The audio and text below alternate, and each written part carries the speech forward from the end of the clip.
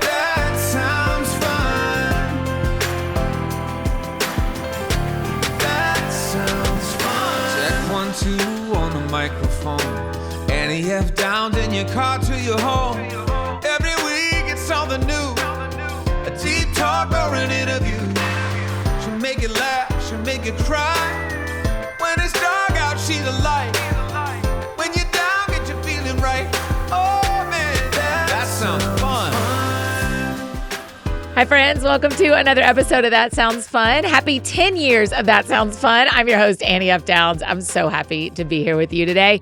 Before we dive into today's conversation, I want to tell you about one of our incredible sponsors. This show is sponsored by BetterHelp. We all know that relationships of any kind aren't easy, and sometimes the best ones happen when both people put in the work to make them great. Therapy can be a place to work through the challenges you face in all of your relationships, whether with friends, work, your significant other, or family. It's been really helpful for me. So if therapy is something you've been considering, give BetterHelp a try. They've made it incredibly simple to get started. Your session is done entirely online and designed to be convenient and flexible and suited to fit your schedule.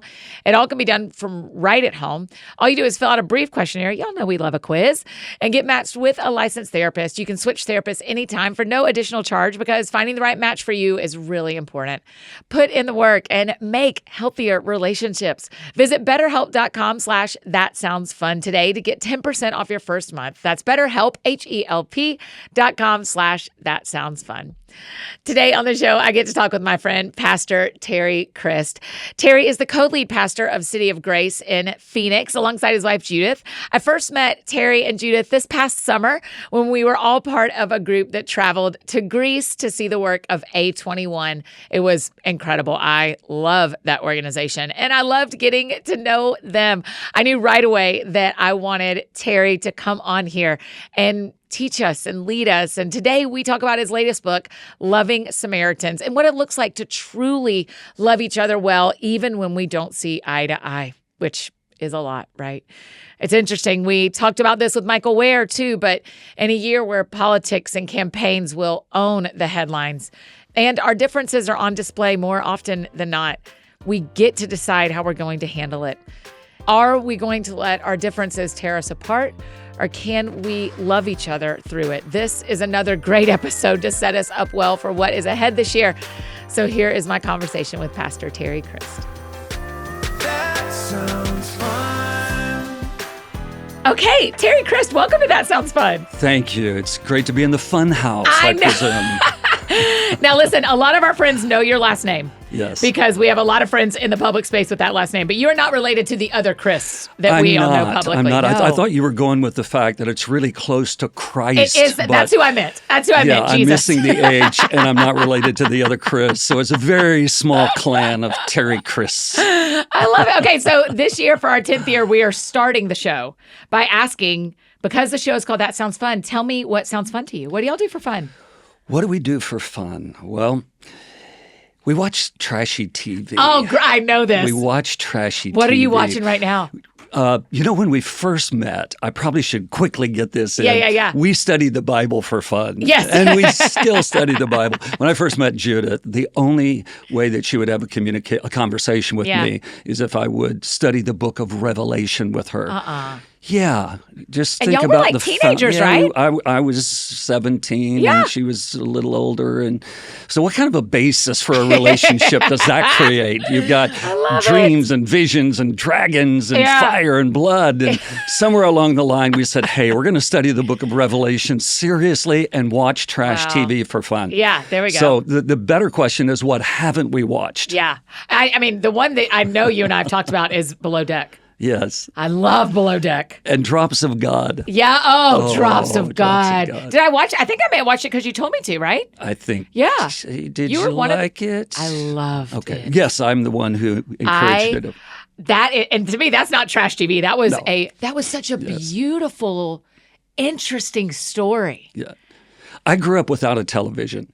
So I grew up in a very fundamentalist pastor's home where we had no TV. We read, which was one virtuous thing that came out of it. So I don't know the difference between quality television programming and all I know is that I have no tolerance for cheesy Christian television. Yeah. Apart from that, I'll give it a shot. Yeah, that's right. I grew up similar. Our parents, we didn't turn the TV on from Sunday night after we got home from youth group until we could watch the Cosbys on Thursday night. And other than that, unless Dad was watching Andy Griffith when he got home from work, that was the only time the TV turned on during the week. So I did a lot of reading as well. But man, when I got to college and suddenly I could watch MTV 24/7, I had a little bit of a binge for a minute. Yeah, what makes you curious about what is the other stuff that's being played and I don't have access to? Right. Kind of like the law. When the law says don't do it, everything within you is awakened and inspired to do it. Yeah, that's right. That's right. Okay, so trash TV, that's great. That's a good answer.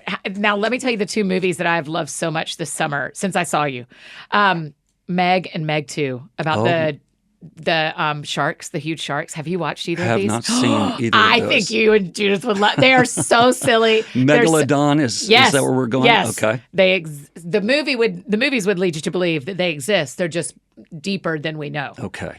The ocean. There's just so much we don't know. It's terrifying. It's a terrifying place.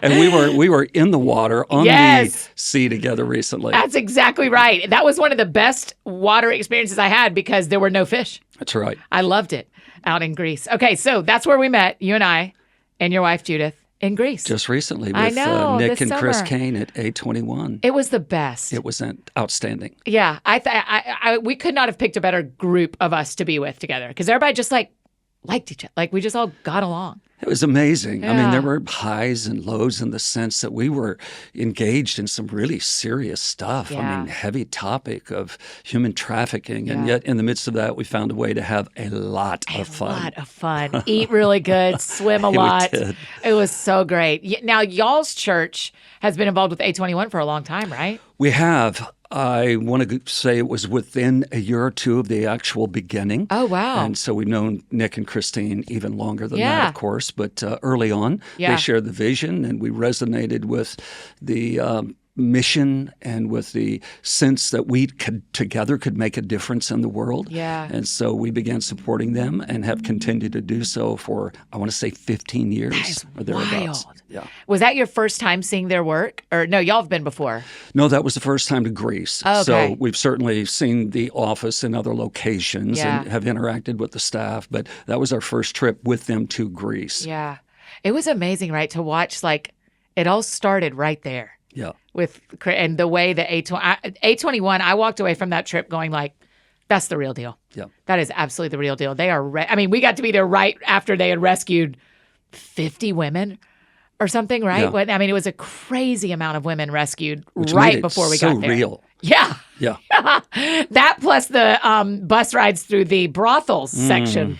That also made it very real to me. Where I was like, wow, we are in it. We are right here. Mm-hmm. Yeah, I loved it. So can we just talk about for just a second, so many of our friends listening are, me included, have had experiences in the last year where the church was a painful experience. Right. I was saying to someone yesterday, I was explaining 22, and I said, and a thing happened at church that I think has scarred me forever. And that is just, before I even heard myself, it was out of my mouth, and I was like, yeah, I actually think that's probably true. I think that has marked me in a way. You suffered really publicly and privately.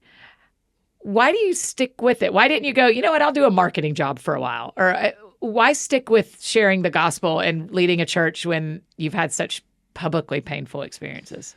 I believe deeply in the church. I believe it's God's dream. I believe it's Jesus's bride. I believe it is not just the ideal, but it's the actual. And despite the fact that our story is what it is, it's a story of triumph and loss, a story of victory and failure. It's not unlike our own personal stories. So if I look at my own individual life, the highs and the lows and what's gone right and what's gone wrong, and I sort of broaden the lens out and look at the church, well, the church is simply the community of God's people. Yeah. And I am committed to the church. I'm committed to seeing the church become better. Yeah. I'm committed to seeing the church live up to God's dream for us, to be the light of the world. to be a city of refuge, to be a place where people can come and be helped and not harmed. Yeah. And I think it's going to take enough of us staying engaged around that dream in order for it to become a reality. So there is no other consideration on any level within my soul. It is all about the church. Yeah. And also, the thing I have dealt with is there's a thing that happened at church, and I'm committed to the church. But also, people I deeply loved caused the pain. True. And so there's a friendship that I've lost that I don't know how to recover yet, that we're trying, but we're not. I mean, how do we do that? The leaders, so many of our friends listening are leading in one way or another at their church. And the other pastor at the church took money, or the other pastor at the church had an affair. The other pastor at the church did this. And they're like, well, I've got a public problem and a private problem. Right. How have you maneuvered that in your soul? Is that counseling? It is. Yeah. It is consistent counseling. It is a mindfulness. I think it's easy for us to other people and to see ourselves as being radically different from that, and we would never do the same thing as that. Right. When I think about most pastors that we might categorize as having been abusive or having made profound mistakes that have harmed other people, I'm mindful of the fact that nobody goes into ministry to hurt other people. Now, there may be the exception out there. There may be that television program that models that person or features that person. But I think even in the extreme cases of abuse, more often than not, it's something that happens along the way. Yeah. It's an unhealed wound. It's an unresolved issue. It's some internal deficit within them. And when I look at it through that lens, it gives me compassion, not just for the oppressed, but for the oppressor. And this is a big part of what I'm trying to communicate these days in Loving Samaritans, because I think it's easy for our hearts to go toward the victim. That's just sort of natural. Yes. And they should. Yes. And the victim should be first. Yeah. But I think at some level, we've got to recognize that we have been loved by a Savior who loves victims and victimizers. Yeah. He loves the trafficked and those who traffic them. He loves people who are enslaved and those who enslave them. And that's hard. Yeah, That's where it's really, really difficult. Yeah. Depending on where you are on the political spectrum, you might find it easier to love progressives or to find, to love the ultra MAGA crowd. Yeah. But I think we've got to do the hard and holy work of saying everybody is worthy of love. Now, that doesn't mean everyone has unfettered access into our lives. Yeah. We have to protect our souls. We have to, live within boundaries and set boundaries so that others are unable to repeatedly harm us and in some cases harm others.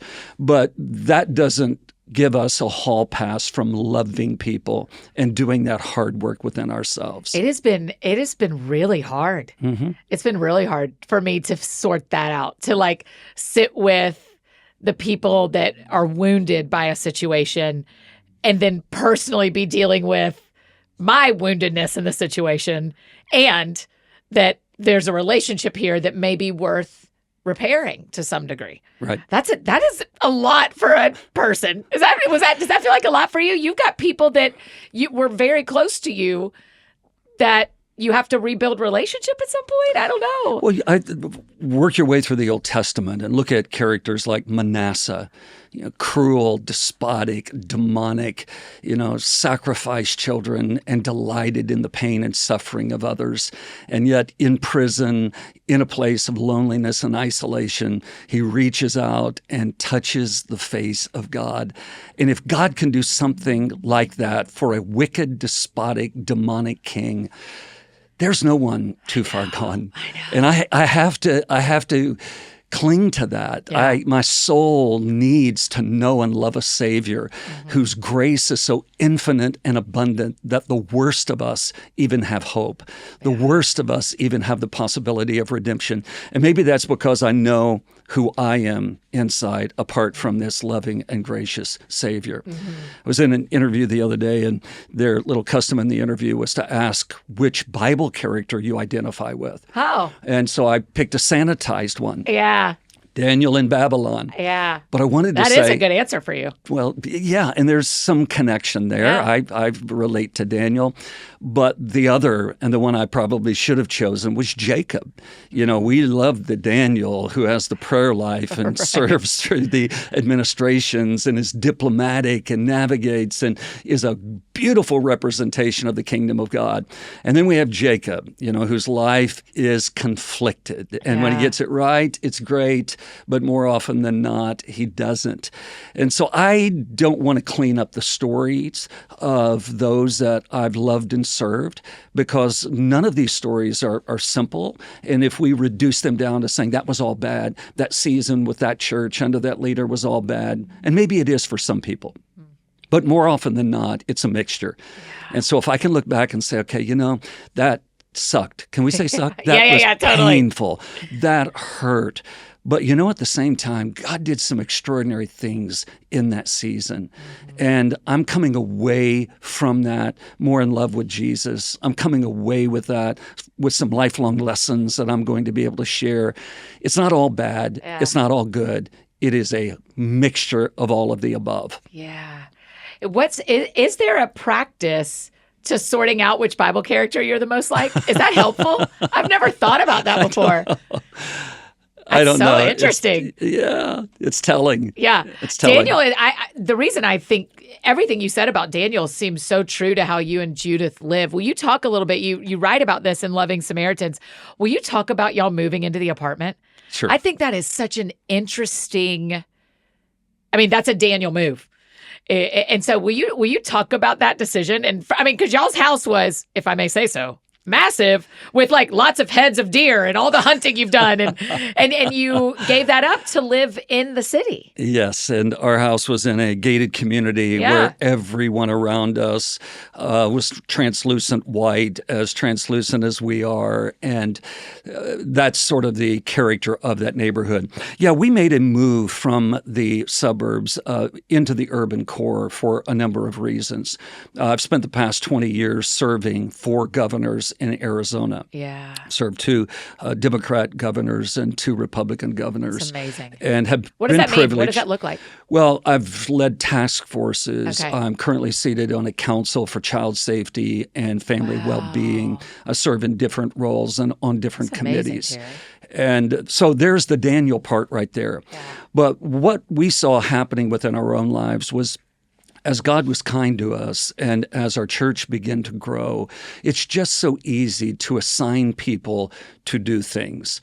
And there's nothing wrong with that, because Right. as we grow and as resources are multiplied, together we can be more effective. That's what I have to do here too. I can't do everything. Yeah. Can't do it all, and you need to get people around you that are smarter than you and more equipped in areas that you may be lacking in, and be strategic in your leadership.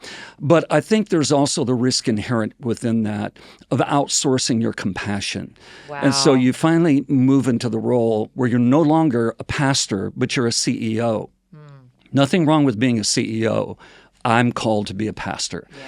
And so we reached this point in time where we said, look, we have always been about living on mission, loving people in very real and tangible, up close and personal ways. And now we're living in this house where we drive into this neighborhood, into our garage, get out, do our thing, back into the car, in the garage, out the neighborhood, through the gates, and we don't know our neighbors.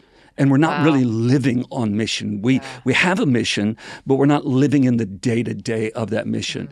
So we said, what if we sold it all? And what if we bought a unit in a high-rise building downtown Phoenix? Yeah. And so we did. And that's where we live, in a high-rise building, surrounded by people unlike us, every sort of individual you might imagine, every sort of smell emanating down the hall of the building.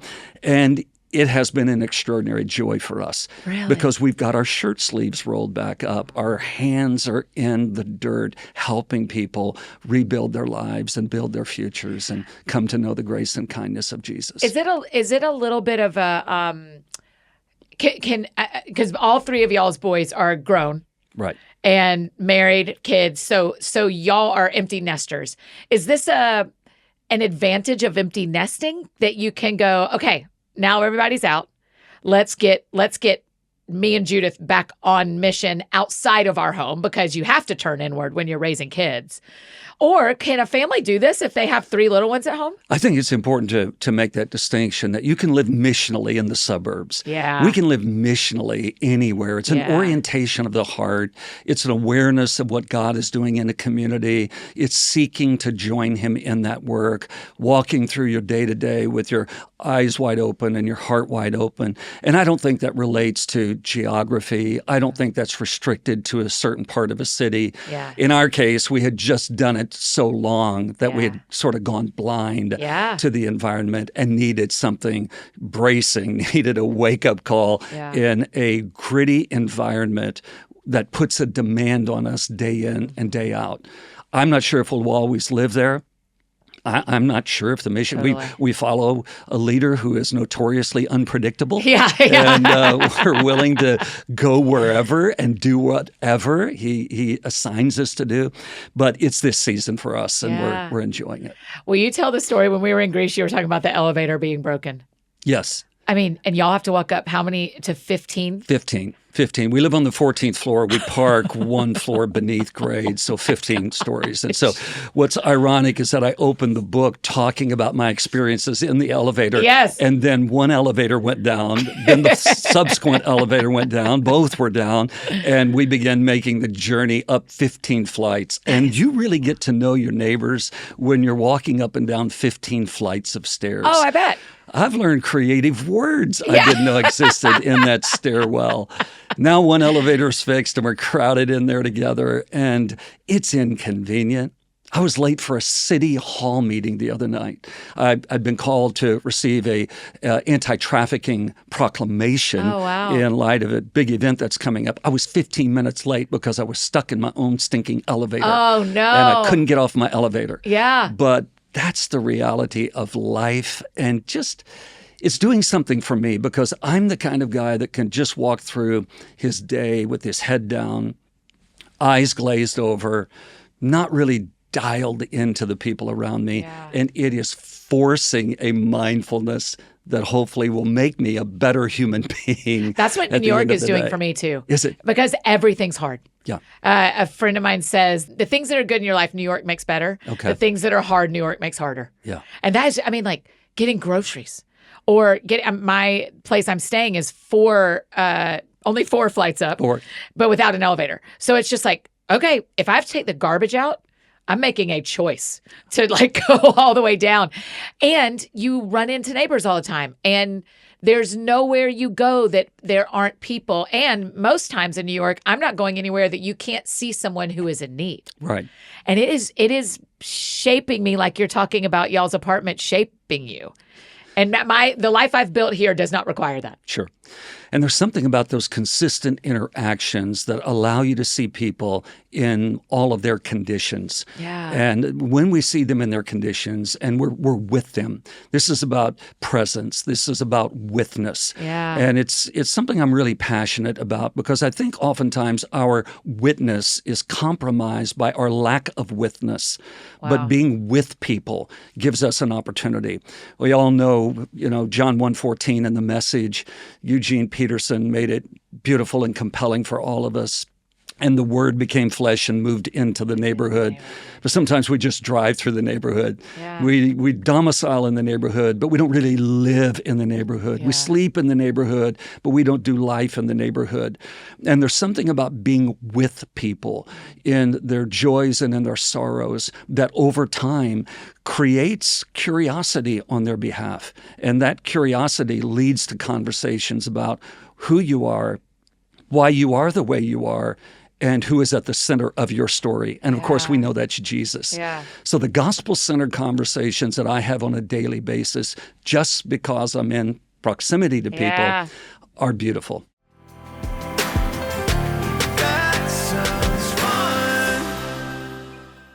Hey friends, just interrupting this conversation to tell you about one of our incredible partners, Thrive Cosmetics. Okay, when I find makeup that I love, I cannot help but tell you about it because I seriously know that you're going to love it too. And you already know what I'm going to say. I love my mascara. you love my mascara. Whether you like a fresh-faced, full glam, or somewhere in between, you have probably seen Thrive Cosmetics' viral tubing mascara on the internet. You know, the one with the turquoise tube that is all over your socials. Their Liquid Lash Extensions mascara is my favorite. I talk about it all the time, but it's because it truly makes my lashes longer and fuller without smudging all over the place. You guys always compliment me on my eyelashes. Thank you very much. And I'm telling you, it is because of Thrive Cosmetics. It's also super easy to remove their mascara. It slides right off with warm water and a washcloth. No soap required, but it doesn't come off when you cry, which is helpful. The ingredients in it are super nourishing, so they support longer, stronger, and healthier looking lashes over time. And their flake-free tubing formula dramatically lengthens and defines your lashes from root to tip. Thrive Cosmetics is certified 100% vegan and cruelty-free, and their products are made with clean, skin-loving ingredients. And with thousands of 5-star reviews, it is no wonder the turquoise tubes of makeup you see all over Instagram are trending. Here's what I love as well. For every product that we purchase, Thrive Cosmetics donates products and funds to help communities thrive. Thrive Cosmetics is luxury beauty that gives back. Right now, you can get an exclusive 20% off your first order at thrivecosmetics.com/TSF. That's Thrive Cosmetics, CAUSEMETICS.com/TSF for 20% off your first order. That link and pretty much every other link that you could ever hope for are in the show notes below, or we'll send them to you every Friday in the AFD Week in Review, so you can sign up for that below as well. Okay, now back to our conversation with Terry. That sounds fun. Okay, but I'm thinking about our friends who married, they both work, they've got 2 kids, they get home from work at 6, pick the kids up from after school. There is no time. Right. They want to go home and rest. They don't want to go home and go take soup to the neighbor and ask them if they know Jesus. Right. So talk to me about why in 2024, why does it matter that we pay attention to the withness, even though our lives are very busy and we are already working, we already aren't home a ton right now? Why does it matter to prioritize this? It matters for a number of reasons. First of all, it matters for our own soul. Yeah. If we're not living fully human, fully engaged as empathic, compassionate, caring individuals, then we've diminished a part of our essential identity. We're not living out our full story. And there's a part of our soul that's atrophied. There's a part of our soul that isn't fully alive. Right. We all know what it feels like when we do what you've described and we take a meal to a neighbor, or we take a little care packet, throw it in the car, and give it to someone who is without space and place on the street. It brings a part of us alive. Yeah. I believe we can live in the consistent awakening, that consistent aliveness. It also matters because the gospel flows along relational lines. Could it be in our generation that maybe people aren't hearing the gospel because ours is a show and tell gospel, and the telling is hard when the showing is absent? Right. So it's engaging with people. And I get it. I pastor a large, flourishing church, and people have big, full, and flourishing lives. And I don't know that every person has to go home and get the kids back in the car seats and go out. But just think about our ordinary days. Think about the moment we have with the barista at a coffee counter, right. the opportunity to ask the second question and the third question, the opportunity to listen deeply. I think the gospel presents opportunities to us every single day that we can take advantage of, even if we go home and hibernate from 6 p.m. till 8 a.m. the following morning. Yeah. So why did you title your book Loving Samaritans instead of Loving Neighbors? Loving Samaritans, I've long been fascinated with the story that Jesus shows us in the Gospel of John of his interaction with the woman at the well. I love her too. That's one of the reasons I loved this book. I just loved it. It is the longest recorded conversation that we have of Jesus with any person in the Scriptures. Wow. That tells us something, because we know he talked to a lot of people. Yes. But he sat with this woman at a well, and not just a well, but at a place of great pain. When you think about Jacob's well in this place called Shechem, Sychar as it's often called, it has this history of both God affirming his promise and fulfilling his work there, and also the brokenness of humanity. Yeah. So this well is a picture of the best of God and the worst of us. Ah, wow. And it's here that Jesus sets with a woman. By all accounts, he shouldn't have been there. Yeah. I love that when the disciples get back, they're like, we didn't even ask what he was doing. Didn't even ask but what he was doing. They knew he shouldn't have been doing it, but they didn't ask. And this one conversation embodies the most provocative topics of the day. Yeah. I mean, topics that we discuss daily over coffees and tea and conversations. You know, there's a nod to cultural identity and to ethnicity, race, you might say. He talks about sexuality. There's a reference to that when he asks about her husband. Politics is embedded in the conversation. So he's having all of these conversations that we were told to never have with polite society, and yet he's doing it in a way that doesn't rebuff her, but instead invites her deeper and deeper into the conversation. Mm-hmm. He makes like 2 statements, and she unloads. I mean, she just completely comes out with all of these questions, these thoughts. She's interacting with him, and clearly it's because she sensed a safety about him. She sensed that there was something more to him. But I love that because I think it's a model for cultural engagement. And it sets this lifelong love affair between Jesus and the Samaritans, so that when we finally get to the place in the story where that she receives living water from him, she goes back to her village, brings all of her villagers. He interacts with them. He goes back to their village, and then he spends 2 days in this little village. Yeah. We don't know what happened during those 2 days. Right. I often wonder if that's where he heard the story of the Good Samaritan or conceived of it. Yeah. What we do know is that from this point forward, he loves the Samaritans. They represent the other. And that's cool, Terry. at one point, his disciples want to call down fire on a Samaritan village, and he rebukes them. Yeah. And he carries this right to the point of the ascension. His final words as he's ascending into heaven is to the followers, to the disciples, I want you to go to Jerusalem, Judea, and by the way, don't forget, my friends, the Samaritans. I think they represent the other in the world, and not just others, because we're all surrounded by others. Yeah. Our family members are others. People like us are others. But the other is a completely different issue. Yeah. The other is the individual unlike us, the individual that we struggle to connect with and make room for in our lives, let alone in our own hearts. Yeah. And so Jesus is showing us the picture of what it means to love across dividing lines. And he shows us a couple of things that are really important to me. Number one, all people are worthy of respect. All people are worthy of respect. That is easy to say. That is hard to do. It is. Because I can respect people publicly on the internet, but that doesn't mean my heart is respecting them. But they're worthy. But they're worthy of it, right. All people are worthy of being heard. All people are worthy of hearing the truth without insult. And this is a big one in our day. Yes. Because we, being many people, find it difficult to decouple truth and tone. Oh, that was my favorite sentence of your whole book. You said, love holds the tension between grace and truth. It does. It does. Yeah. And then we see the importance of loving people unconditionally. Yeah. And this is a big issue. And I think there's so much ground for us to take as people of faith. We're called to live in that tension of grace and truth. Yeah. And I often imagine it as a rubber band that's stretched really, really tight. And we want to give on one end. We want to, yield on the grace end of that tension or on the truth end of that tension. But we have to maintain that tension and communicate God's love and grace in a tone that's helpful.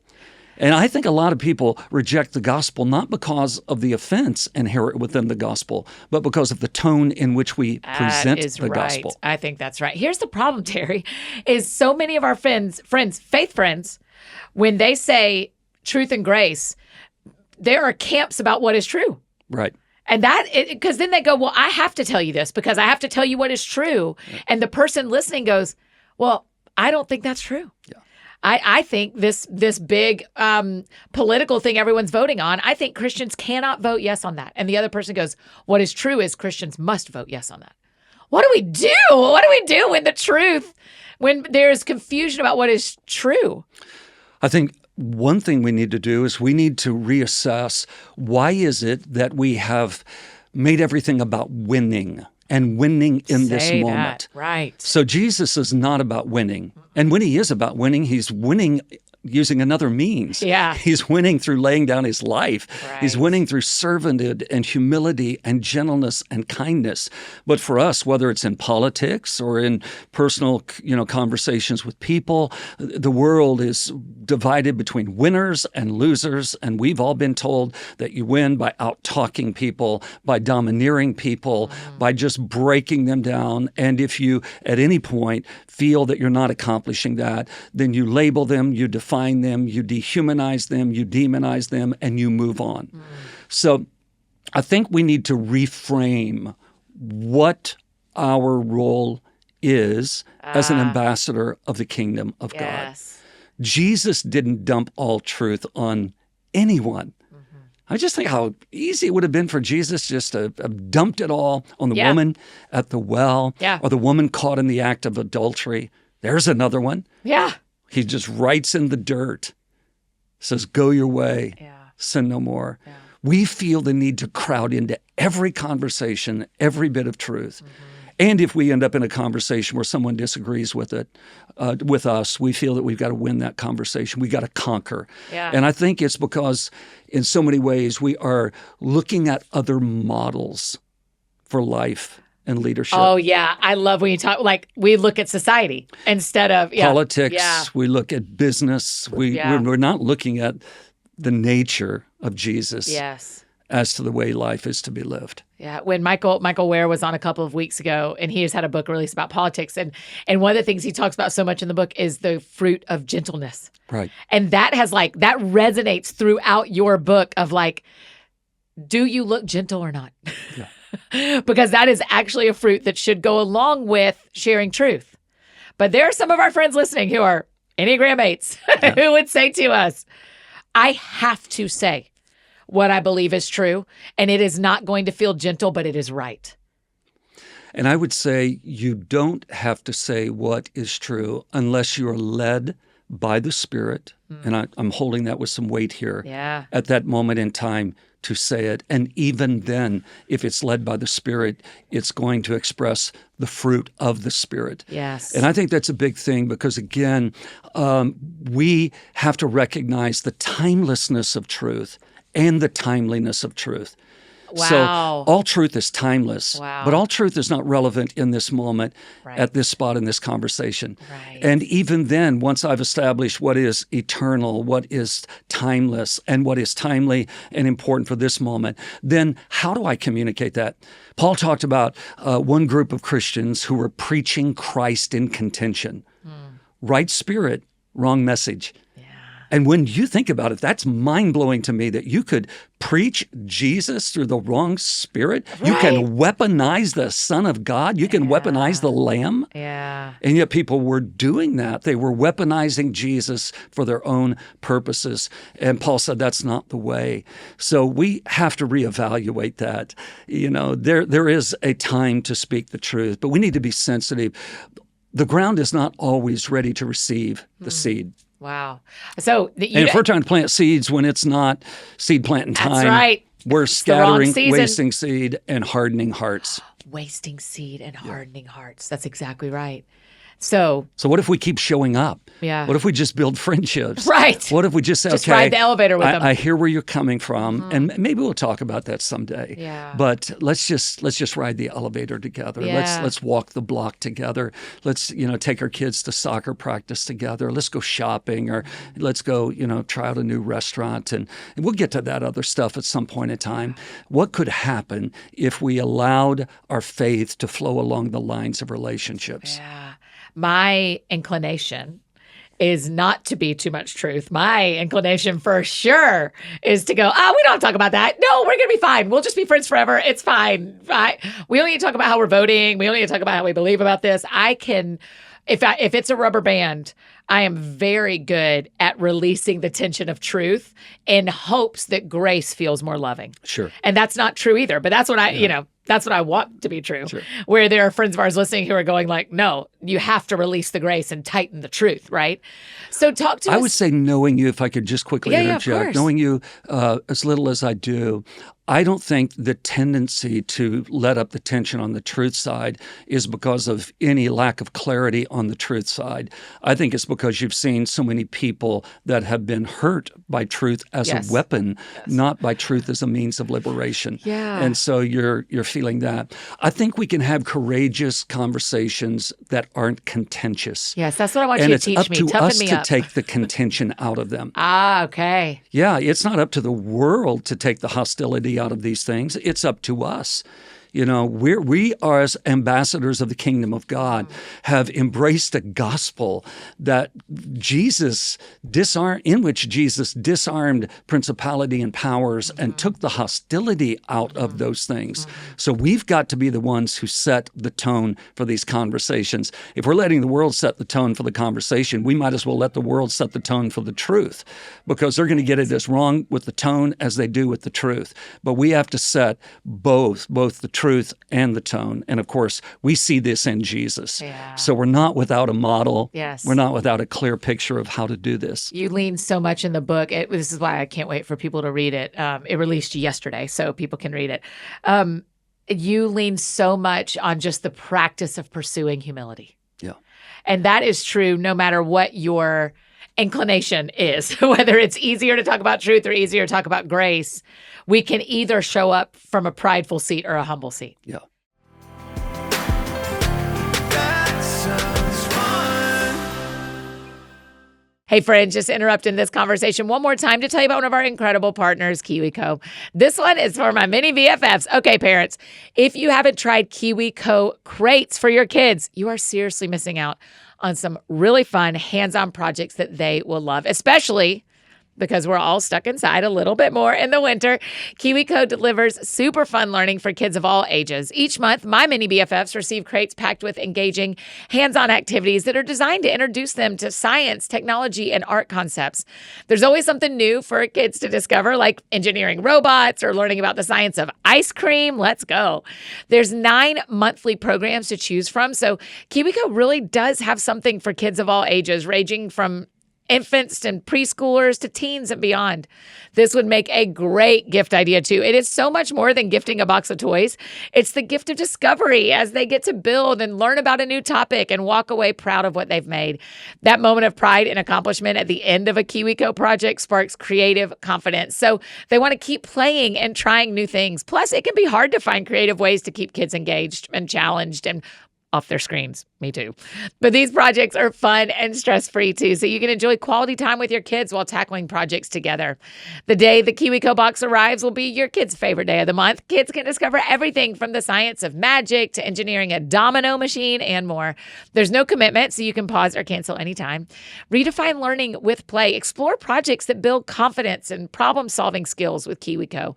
Get 50% off your first month on any crate line at kiwico.com with the promo code That Sounds Fun.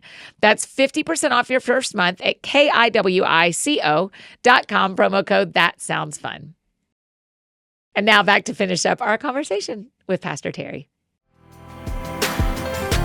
That sounds fun. I'm thinking about June, which is Pride Month. Right. That is such a divisive month in the faith space. Yep. Because there are people who go, yes, all in, and people who go, no, absolutely not.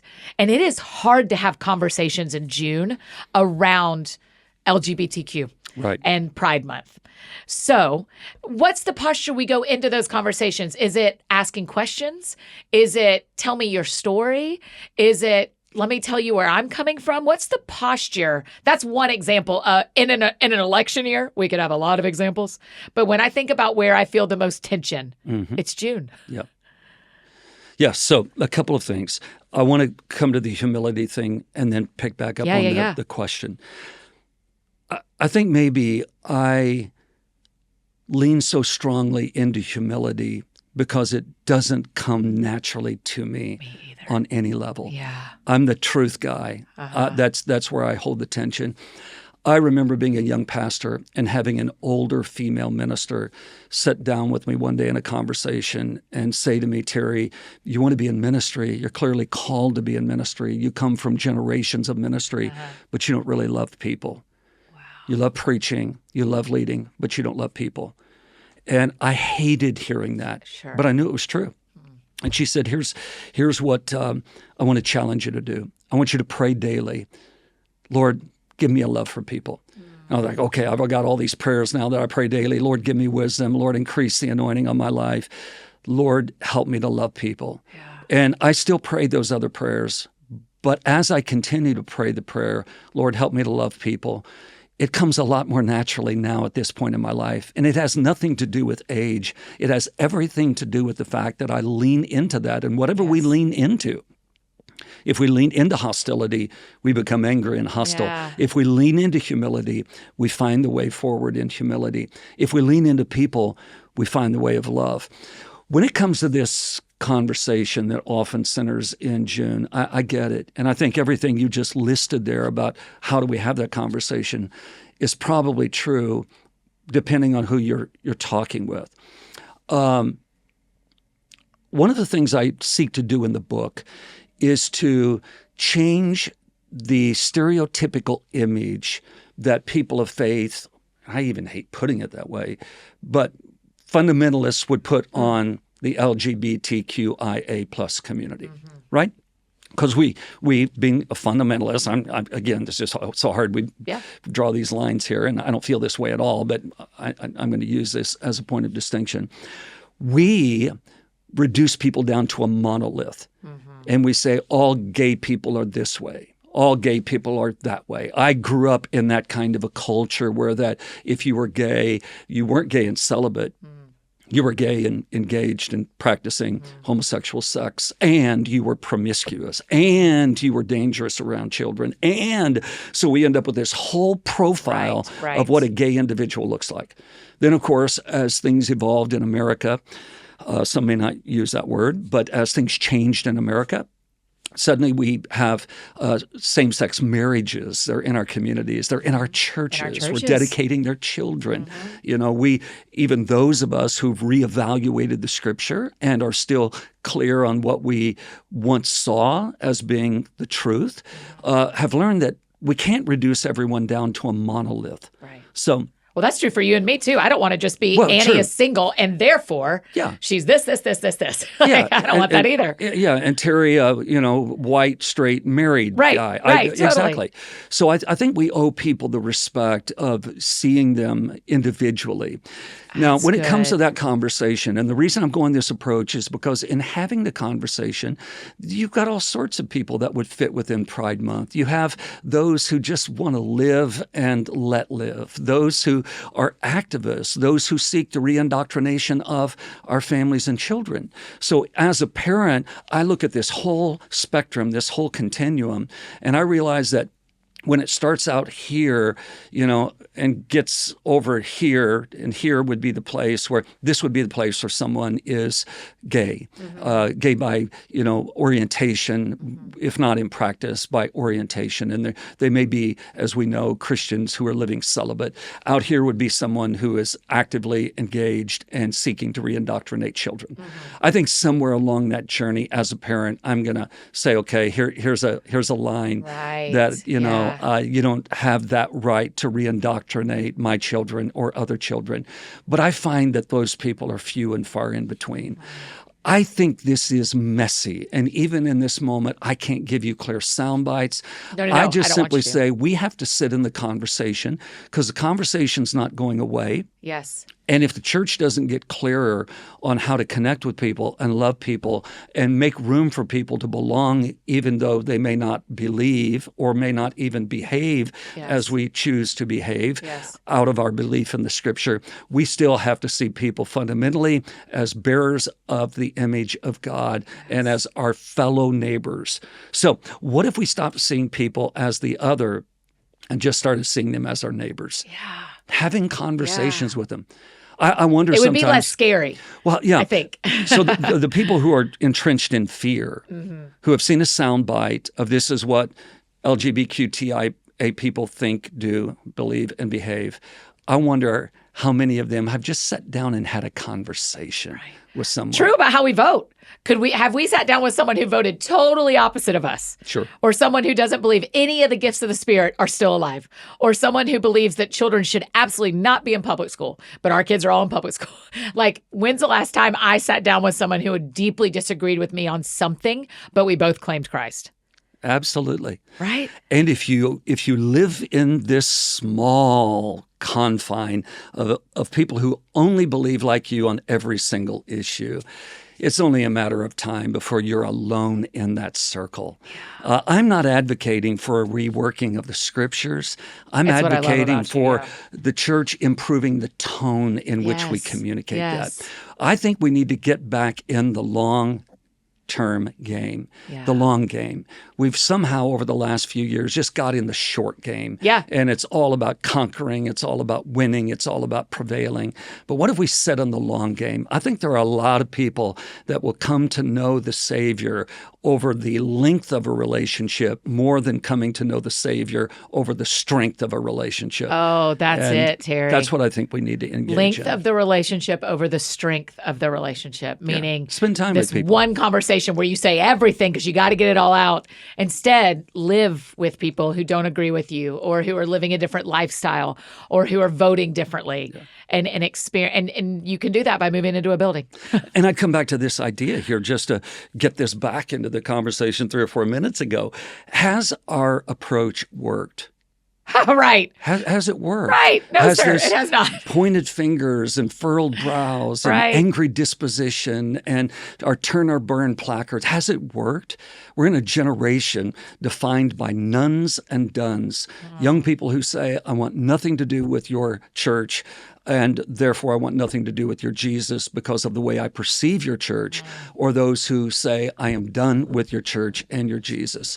And I feel like if we stay entrenched in these culture wars, if we stay combative, if we stay angry and militant, we'll look back one day and realize that we contributed to so many losses when God's grace is sufficient for the world. I believe this is the finest hour of the church. And if we can get back to loving people, showing kindness and compassion and empathy and living out the way of Jesus, which all isn't a to-do list. It comes out of the formation, comes out of our interior lives.